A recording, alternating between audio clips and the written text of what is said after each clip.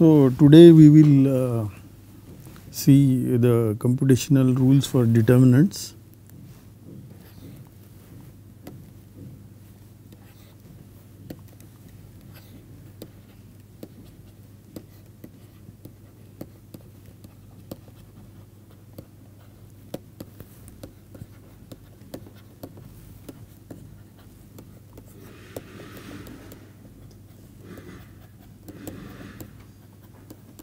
So let me just briefly recall that we have defined determinant functions, and now we want to use this to compute determinants of matrices. So let us recall that what was the determinant of a matrix. So for a determinant of a matrix we need a square matrix, n cross n matrix, which is A, entries are Aij, and entries are in some field k. So this is an element of Mnk, and to these A we have associated a scalar which we have called a determinant, and this determinant is, by definition, it is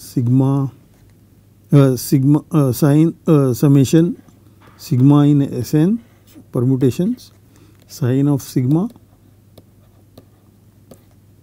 product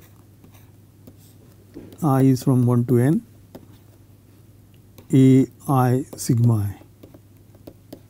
Also we have seen that this is also equal to, this equality follows by replacing sigma by the inverse of sigma, and this is sine sigma,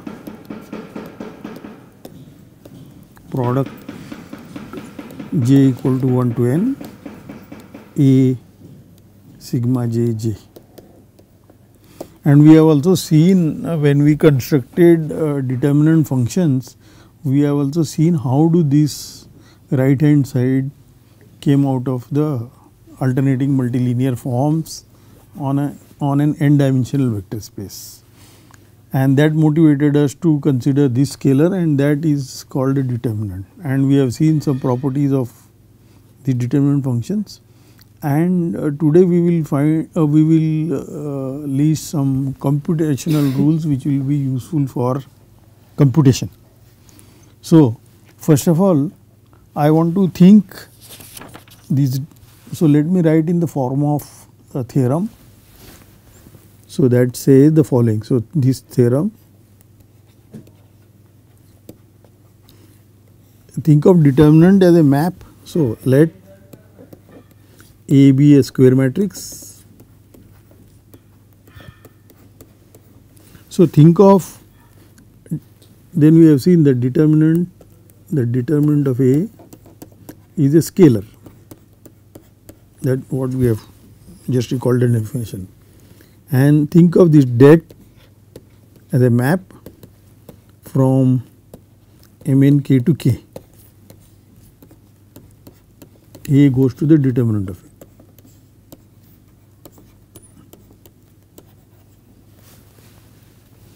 And think of this Mnk as k power n cross k power n cos k power n n times. So it's a and this Kn is that vector space of n dimension, and you can think the tuples as, think of these elements of Kn as columns. So with that, this is an alternating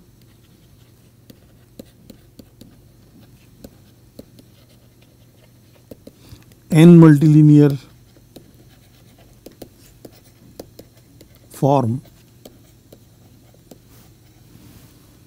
on the vector space, in the k vector space k power n, and you should remember here elements of k power n we are thinking as column vectors.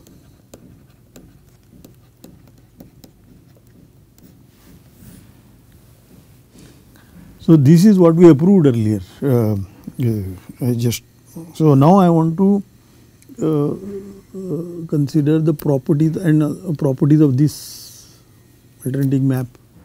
So, for example, how do you characterize invertible matrices? How do you find the inverse of invertible matrices?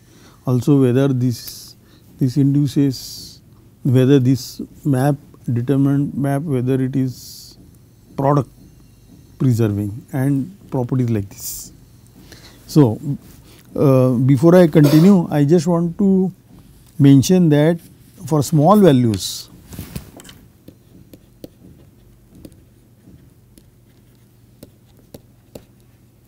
of n, namely n equal to 1, 2, 3, what we define is the usual definition of the determinant that one learns in the school, and this is, I want to check this little bit. So, for example, for n equal to 1, it is 1 cross 1 matrix. So, that means the matrix is just A11, and if you see the formula, that is the summation is running over S1 permutations of letter 1, but there is only one permutation of letter 1, that is ID, identity, and therefore the summation will have only one term, and therefore determinant of A1 and the sign of the identity permutation is 1, therefore this is nothing but A11.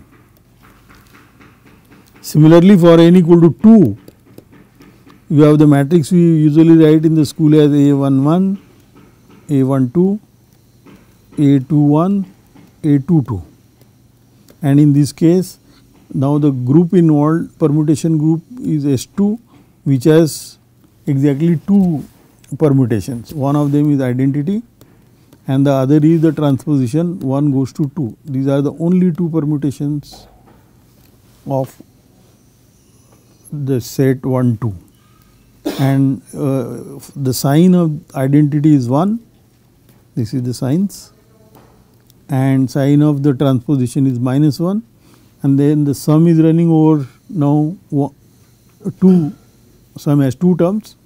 The corresponding to the identity term is, so A11 times A22, because this second index is the image of the first one, and the second term in the summation comes with a -n because sign of a transposition is -1, and then this is A1 and 1 goes to 2, therefore A1 2, and A2 2 goes to 1, therefore A2 1. This is the determinant, therefore. In this case, determinant of A11, A12, A21, A22, this is this one, and this is the usual one, a product of the diagonal, that is this term, product of the diagonals, and product of the anti-diagonal with a minus sign, that is this term. So, this was what usually was mentioned, at least when I was in the school in 11th standard. So, similarly for n equal to 3, I will not check this, but n equal to 3, what one should check is, if you write like this A11, A12, A13, A21, A22, A23, A31, A32 and A33. These determinants. Sometimes one writes, instead of det, one writes these 2 vertical bars. This is by definition the determinant of this matrix Aij. It is this. Ij is 1, 1, 2, 3.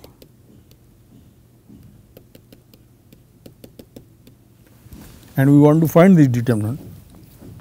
So, the usual recipe given was the A1, fix this guy, then you take the 2 by 2 determinant, this is with the plus sign, then with the minus sign this guy, and then remove this row and this column and this row, and then that one with the minus sign and again with the plus sign, same. So, it will have for this we will have 2 terms, one with a positive sign, one with a negative sign. For this also we have 2 terms, one with positive sign, one with a negative sign. for this also we have 2 terms. So, in all together there will be 6 terms. 6 terms comes because the permutation group involved here is S3, and S3 has precisely 6 elements. 3 factorial is the order of S3, and we can write down the elements of S3. One of them is identity, then you write down the transpositions, that is 1 goes to 2, 2 goes to 1 and 3 is fixed. Another transposition 1 goes to 3, 3 goes to 1, 2 is fixed. Then another transposition 2 comma 3. These are the transposition. Now come the 3 cycle, that is, and there are 2 of them, 1 2 3, 1 goes to 2, 2 goes to 3 and 3 goes back to 1, and then 1 3 2.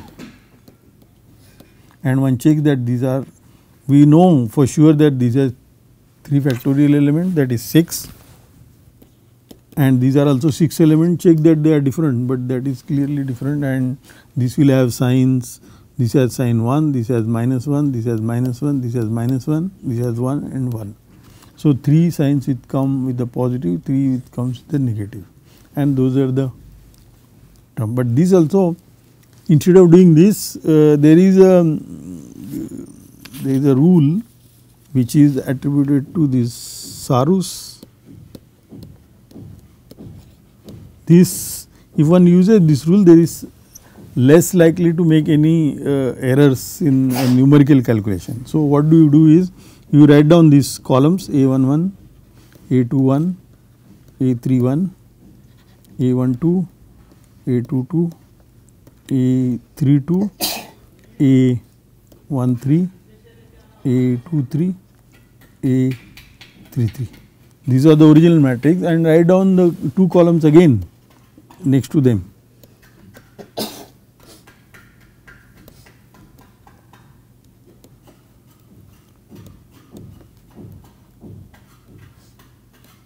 So, what I have written, I have written the columns first and second column again, and what do?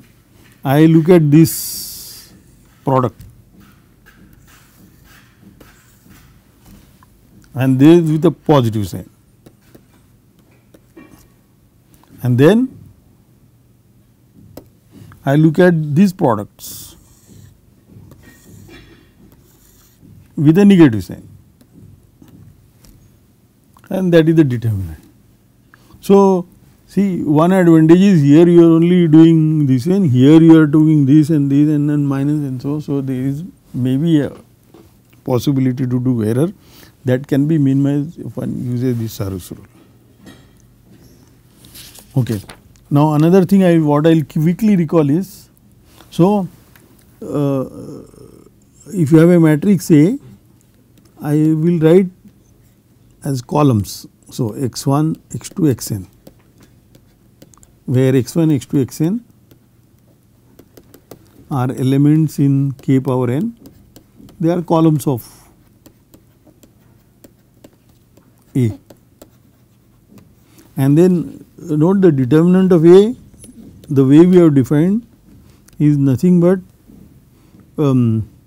delta standard basis E of these columns of xn. Let me just recall quickly here. Remember here, when we define determinant functions, that on a vector space V of dimension n,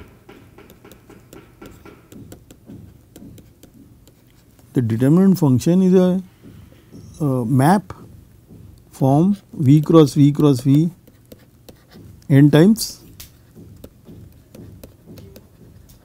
These I will keep writing V power n to k, which is alternating and n multilinear.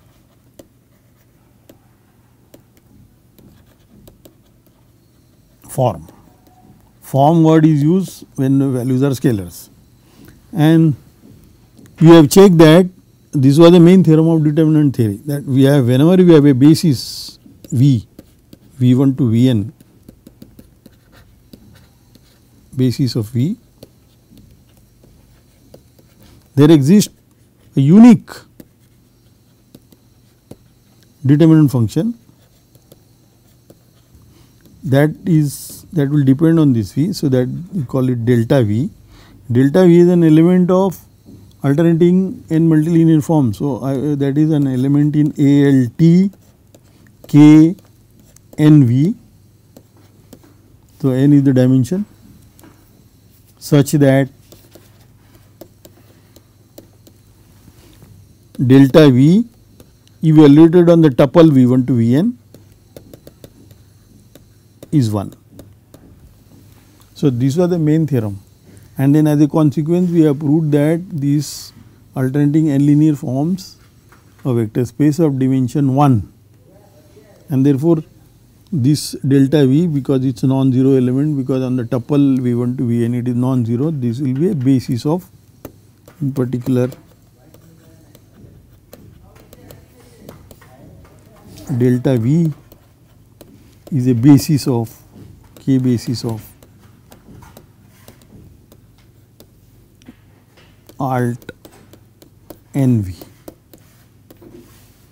And so, now our vector space in this case, because we have fixed the coordinates, our vector space V is k power n, and the basis I am taking the standard basis E. So, that is E1 to En. So, corresponding to the standard basis, we have a standard determinant function, that is delta E, and when you evaluate this delta E on E1 to N, obviously you get the determinant of an identity matrix, and that should be 1, because you see it. So, this delta determinant of identity matrix is nothing but delta E on E1 to En, which is 1. And in general, determinant of arbitrary matrix is delta E of the columns. So, therefore, this is because this is an alternating and multilinear map, I have already the built in properties for the determinant, namely if I have two columns are equal, then the determinant is 0, because it is alternating map. If I change one column by adding one column to the scalar multiple of the other column, then the determinant will not change, because it is alternating. When you expand it, those properties, and whatever I do it for columns, similarly for the rows. So, elementary operations on columns, the first two operations will not change the determinants. When you exchange the rows or columns, the determinant will change by a sign. When you multiply a particular column by a scalar, the determinant will change by that scalar. So, all these properties are built in this definition. So, I will not repeat them, I will not explicitly write and repeat them here. Okay. So, the next one. Now let us compute determinant of some special matrices. For example, let me write this as a theorem. Some of these one may feel they are obvious, but obviously one need to prove them formally, and it is very important. So, let A be a n cross n matrix Aij,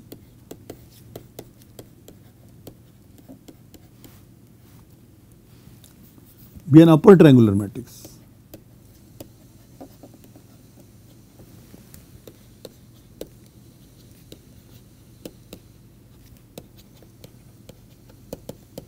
Upper triangular means that is Aij's are 0 for n bigger equal to I strictly bigger than j bigger equal to 1. That means, when the row number is bigger than the column number, the entries are 0. So, that means the matrix A will look like this. On the diagonal it is A11 ANN, below diagonal it is 0, and here it is as usual entries A12 A1n and so on. Here it will be 0 A22 A2n and so on. Here they are all zeros. This is an upper triangular matrix. The below main diagonal all entries are 0. See, this row number is 2, column number is 1. So, row number should be bigger than the column number, strictly bigger than, then it is upper triangular. When it is the other way, when the column number is bigger than the row number, then it will be lower triangular. and whatever we prove it for upper triangular, the similar result will be true for lower triangular as well, because we can simply work with the transpose of the matrix, and we noted that the transpose of the matrix and the original matrix, the determinants are the same because of the two equalities. Okay. And what is the determinant of this? So, that is this, then determinant of A, det A is nothing but the product of the diagonal entries. This is very easy to prove. So, proof.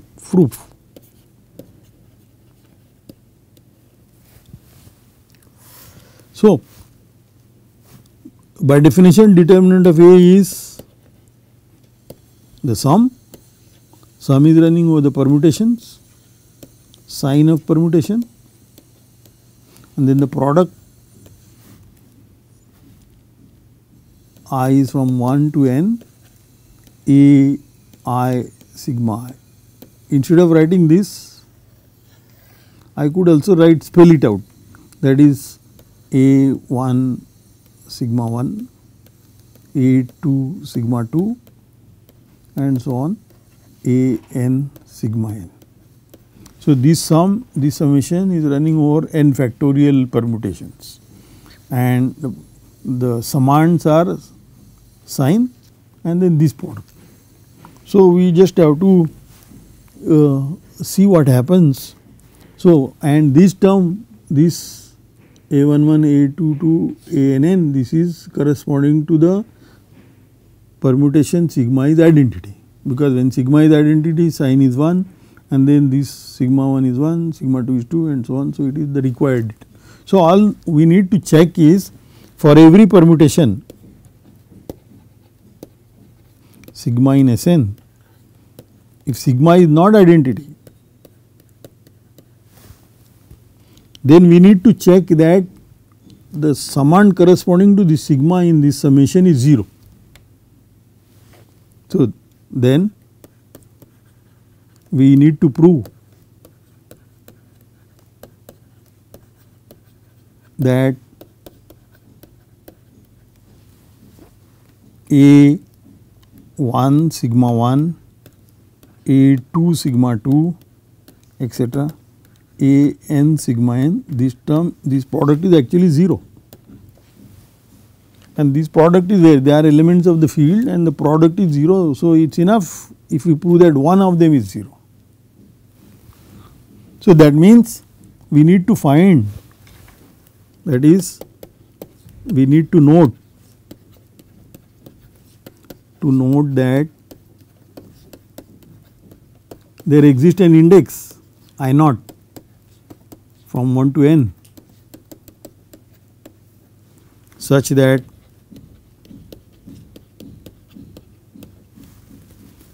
I naught is bigger than sigma I naught. Sigma I naught is the column index and this is the row index. So, if we can prove this, there exists an index for which this is 0. So, that will mean that A I naught sigma I naught, this is 0 because it is upper triangular. But this is very easy because you start from the top end. So, if look at the index n and compare n and sigma n, sigma is not identical. If this is equal, this n cannot, sigma n cannot exceed n. So, this is always. So, if it is equality here, go for the lower index and keep comparing them, and all of them cannot be equal because sigma is not an identity. Therefore, we can definitely come to a situation where index, row index is bigger than the column index. Okay. So, similarly, as I mentioned earlier, similarly for the row triangular matrices. So, finding a determinant of a triangular matrix, let me use a triangular means either upper or lower triangular, and I will not mention the numerical examples because one can check them easily once you know the theory correctly. So, the next theorem I want to mention about the block matrices. So, that means I have a matrix, I have a matrices A is R cross R matrix,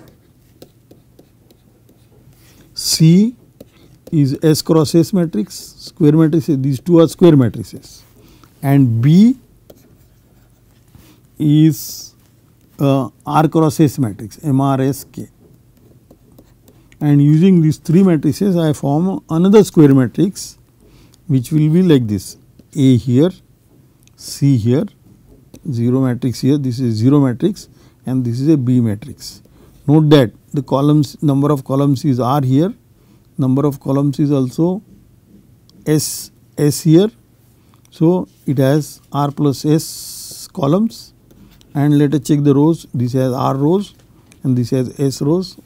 So, it has R plus S rows and R plus S columns. So, it is a square matrix of order R plus S. And in this case we want to prove a formula: determinant of this matrix A0 B C, this determinant is nothing but determinant of A times determinant of C. This is very useful for computational purposes. Okay. So, what do we do? As I mentioned in the beginning that we do elementary operations of rows or columns, and I will stick to one of them, or when I do both I will mention it. In any case, when I do row operations on A, for example, from A, I will come back to A prime, transform A to A prime, and what the usual procedure what we adopted in a Gauss elimination. So, use the pivot element and bring it on the top. These entries will change. So, by row and column operations and with the minimal exchanging the rows or columns, or also minimally multiplying by scalars, we can transfer this matrix A to the matrix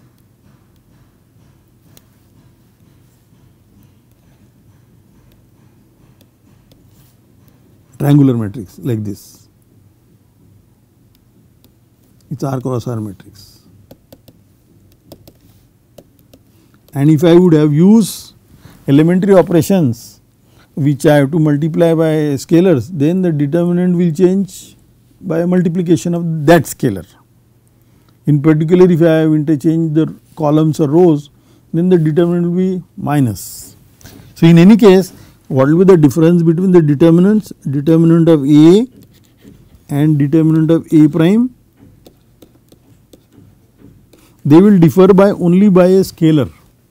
So, this equal to A times. So, for some A in the scalar there exists when I make these operations. So, these are elementary operations, row or columns, operations to bring it to this form. This is triangular, upper triangular. So, determinant will change by this, and we have seen the determinant of a upper triangular matrix is nothing but the product of their diagonal entries. So, this is A times these new entries A1 A11 prime, A prime 21 or A prime RR. This is what the determinant change. Similarly, for C I will do the similar thing. So, for C similarly there will exist a scalar C such that the determinant of C will change it to C times determinant of the new matrix C prime, which will be upper triangular, same argument. So, this will be C times C prime 1 1, C prime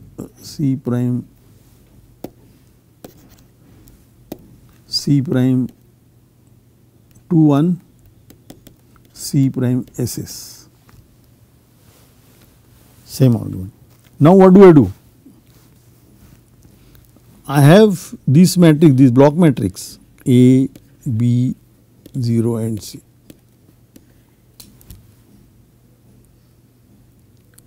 Now what did we do? We have made row and column operations on this to get the matrix A prime. Now I do the same row and column operations which I did for bringing A to A prime. So this will not meddle, this will only meddle with these blocks. So and similarly for C, I will do the same row operations here and same column operations. That will not change the form of A which I brought it to A prime. This B might change, but we do not care about B. So by the same row and column operations, this block matrix will get transformed to the new matrix, which will has to be multiplied by this A and C, and then this matrix will get the form this A prime, some B prime and C prime here and 0 here. So this new matrix now, because A prime is upper triangular, C prime is upper triangular, this new matrix is also upper triangular. So therefore the determinant of this matrix is nothing but the product of the diagonals here, and that product of the diagonals here is nothing but A times the product of the diagonals is nothing but this determinant A prime, and similarly this one. So therefore this determinant is nothing but A times determinant of A prime times C times determinant of C prime. Note here I have used the commutativity of the field. So one might think that things may not work, things do not work when your base field is not commutative. There are interesting examples of fields. They are not called fields, they are skew fields. Skew field means it's a ring, may not be commutative, but every element, every non-zero element has inverse. These are also interesting object to study, especially in physics, because quaternions. But the linear algebra will not work very well with that.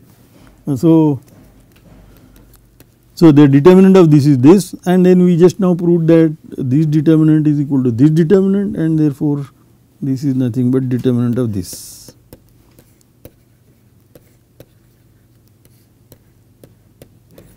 So this proves the theorem. Now we will take a short break and then we will come back